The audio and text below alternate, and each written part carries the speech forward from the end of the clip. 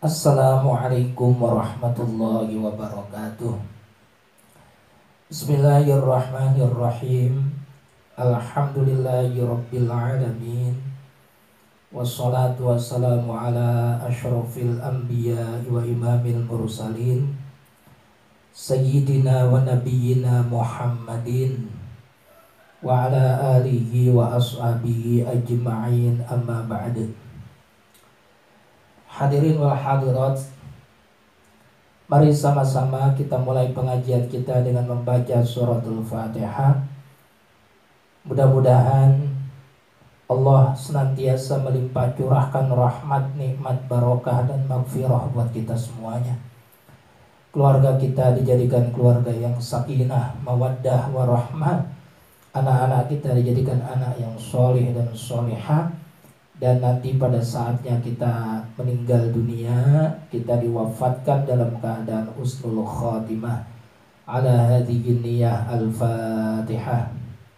A'udzu billahi minasyaitonir rajim. Bismillahirrahmanirrahim. Alhamdulillahi rabbil alamin. Arrahmanir rahim. Maliki yaumiddin. Iyyaka na'budu wa iyyaka nasta'in. Ihdinas siratal mustaqim. Shiratal ladzina an'amta 'alaihim ghairil maghdubi 'alaihim waladdallin. Rabbighfirli wa liwalidayya amin. Pengajian kita kali ini kita akan membahas tentang hadis riwayat Imam Bukhari yang kita ambil dari kitab Sahih Bukhari, disarahi kitab Fathul Bari yang dikarang oleh Al-Imam Ibnu Hajar Al-Asqalani.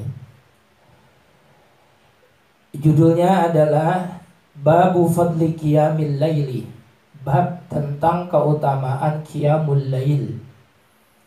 Bab tentang keutamaan Qiyamul Lail atau salat tahajud.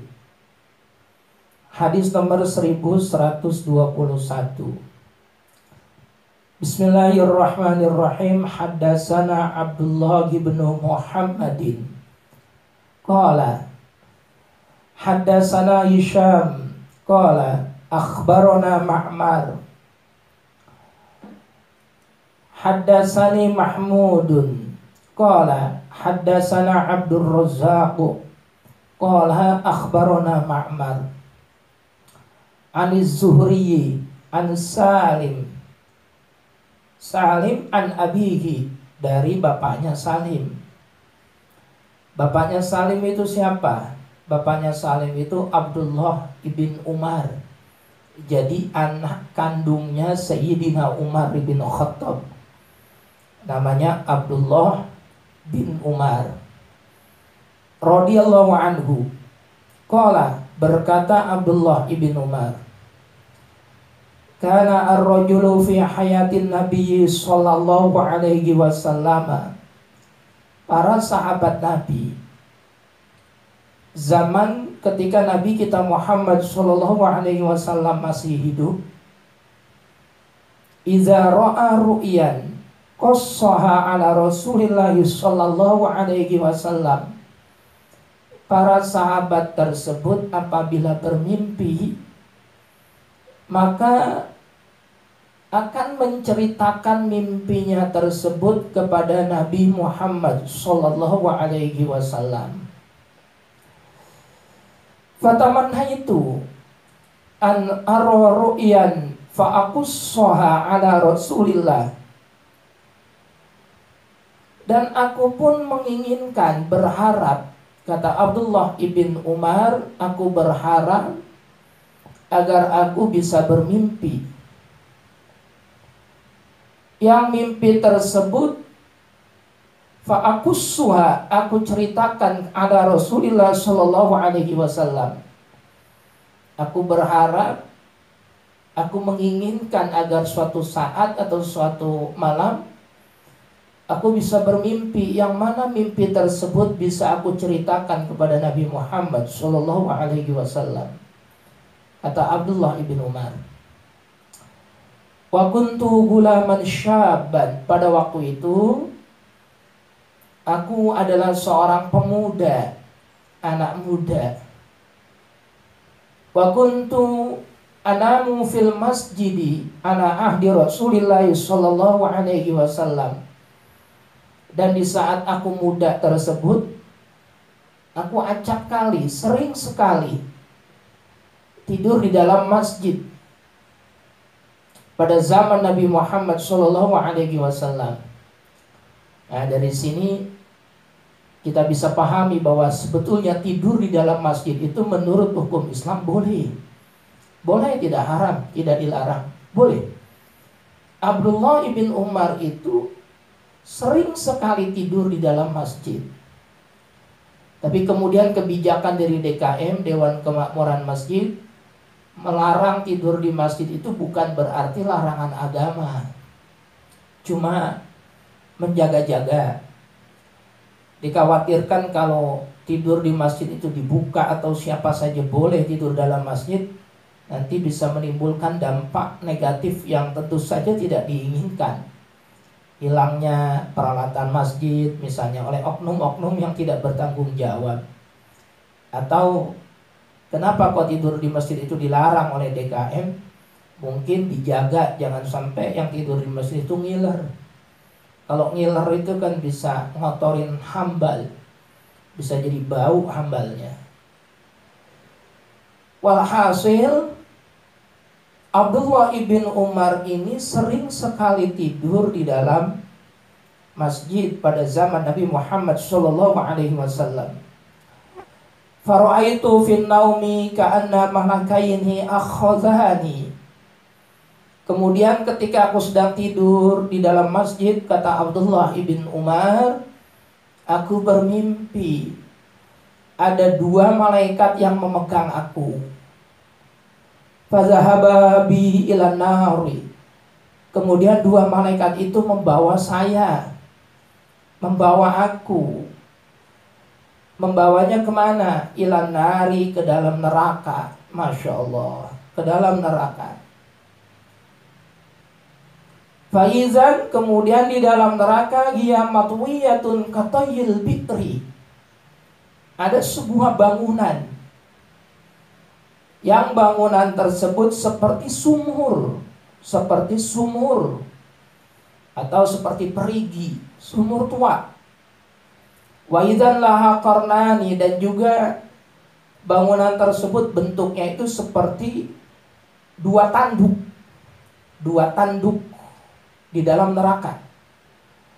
Wa idzan fiha unasun qad araftuhum, dan di dalam neraka tersebut banyak orang yang sungguh aku mengenal orang-orang tersebut.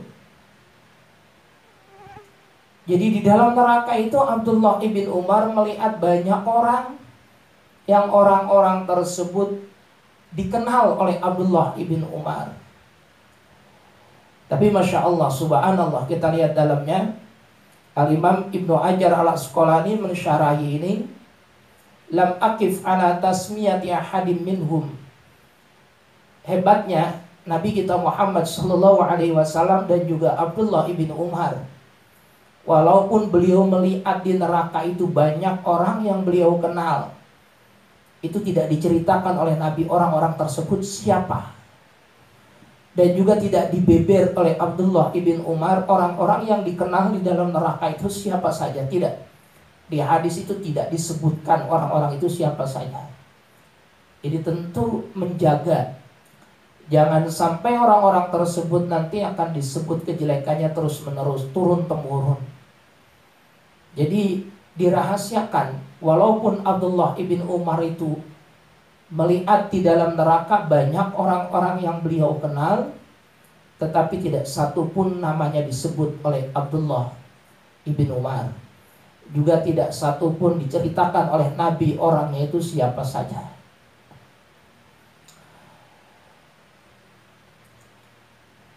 Faja'altu aqulu a'udzubillahi minan nar.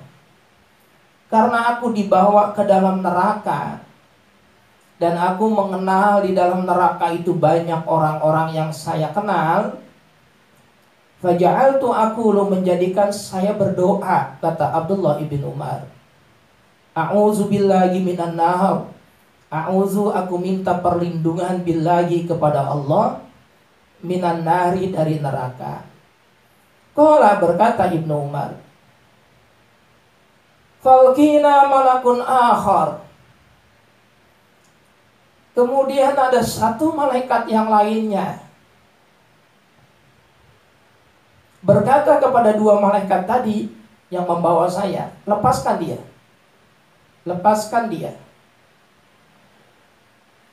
Faqala li, kemudian malaikat itu berkata kepada saya, lam tura ay la takhaf, jangan khawatir, jangan takut. Lepaskan dia. Tempatnya dia bukan di dalam neraka ini. Lalu malaikat itu berkata kepada Abdullah ibn Umar, lam tura ay la takhaf, jangan takut, tempatmu bukan di sini, tempatmu bukan di neraka. Maka dilepaskanlah Abdullah bin Umar, sehingga dia bukan termasuk penghuni neraka. Ketika Abdullah ibn Umar itu terbangun, terjaga dari tidurnya, faqasastuha ala Hafsah, maka Abdullah ibn Umar itu menceritakan tentang mimpinya kepada Hafsah. Hafsah ini putri kandungnya Umar ibn Khattab. Abdullah ibn Umar putra kandungnya Umar ibn Khattab. Berarti antara Abdullah ibn Umar dengan Hafsah ini saudara satu kandung, satu ayah satu ibu, satu kandung. Beliau ini bersaudara antara Hafsah dengan Abdullah ibn Umar. Lah, Hafsah itu istri Nabi Muhammad. Istri Nabi ada yang namanya Aisyah. Aisyah ini putrinya Abu Bakar. Ada juga yang namanya Hafsah. Hafsah ini putrinya Umar ibn Khattab. Maka Abdullah ibn Umar ketika mimpi tentang kejadian yang dialaminya, dia bercerita kepada Hafsah, saudaranya dan juga merupakan istri Nabi Muhammad. Faqassatha Hafsah ala Rasulillah sallallahu alaihi wasallam.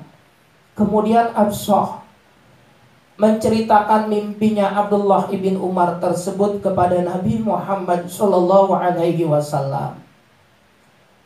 Mimpi bahwa Abdullah ibn Umar itu dibawa oleh dua malaikat ke dalam neraka. Bangunan neraka itu seperti perigi tua. Kemudian di dalam neraka diceritakan Abdullah ibn Umar melihat banyak orang yang dia kenal.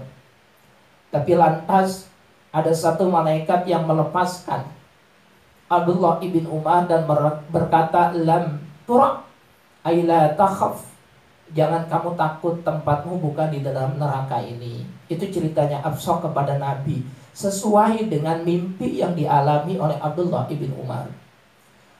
Faqala, kemudian Nabi kita Muhammad sallallahu alaihi wasallam menjawab, ni'mar rajulu Abdullah, sebaik-baiknya seorang adalah Abdullah. Seberuntung-seberuntungnya orang adalah Abdullah. Lau kana yusalli minal laili, karena dia tidak pernah meninggalkan sholat malam. Kata Nabi, orang yang paling beruntung itu ya Abdullah, karena dia tidak pernah meninggalkan sholat malam. Kita baca syarahnya yang diterangkan oleh Al-Imam Ibnu Hajar Al-Asqalani dalam kitab Fathul Bari yang mensyarahi kitab Sahih Bukhari.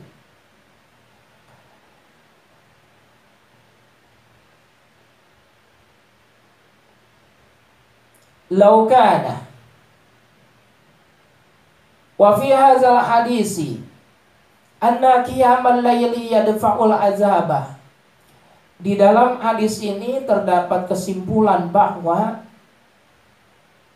qiyamul lail atau sholat malam yadfa'ul azabah itu bisa menolak azab, bisa menolak siksa, bisa menolak orang masuk ke dalam neraka.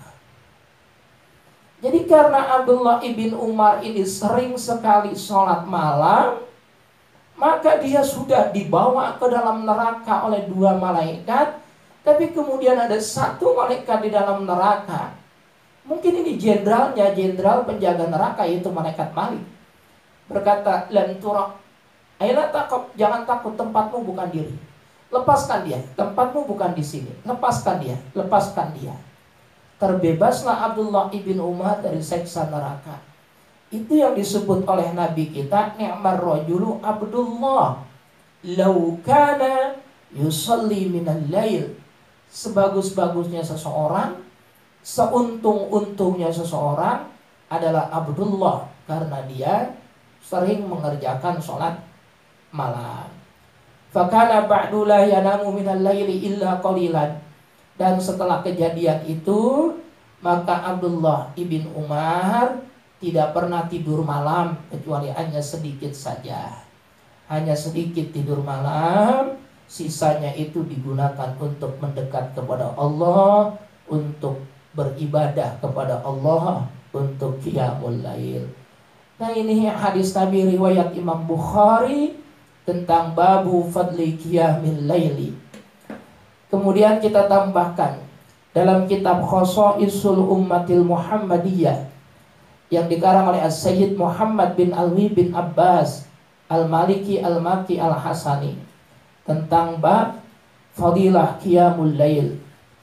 Di antaranya adalah sholatul laili hiya afdalus sholati ba'dal faridah. Sholat malam itu lebih utamanya sholat sesudah sholat wajib. Sholat wajib zuhur, asar, maghrib, isya, dan subuh ditambah dengan sholat Jumu'ah. Ini adalah sholat yang paling utama. Sesudah sholat itu, maka tingkatannya adalah sholat tahajud atau sholatul lail. Diriwayatkan oleh Imam Muslim dari Abi Hurairah radhiyallahu anhu qala Rasulullah sallallahu alaihi wasallam, afdalus siyami ba'da Ramadan syahrullahil muharram wa afdalus sholati ba'dal faridah sholatul laili. Hadis ini diriwayatkan oleh Imam Muslim dari sahabat Abu Hurairah, di mana Nabi kita bersabda, seutama-utamanya puasa sesudah puasa Ramadan adalah puasa di bulan Muharram, dan seutama-utamanya sholat sesudah sholat faridah atau sholat fardu adalah sholat tahajud atau sholat malam. Kemudian di antara keutamaan sholat malam atau sholat tahajud adalah waman wazaba ala qiyamil laili yadkhulul jannata bighairi hisab. Waman wazaba, orang yang membiasakan diri ala qiyamil laili, untuk selalu qiyamul lail, mengerjakan sholat tahajud, yadkhulul jannata bighairi hisab, dia akan masuk ke dalam surga bighairi hisab, tanpa hisab. Subhanallah.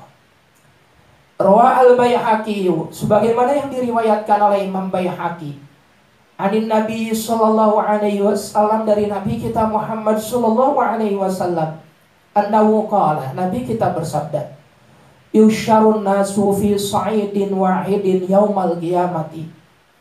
Pada hari kiamat nanti manusia itu akan dikumpulkan di dalam satu tempat, di dalam satu tempat. Jadi seluruh manusia itu akan dikumpulkan dalam satu tempat.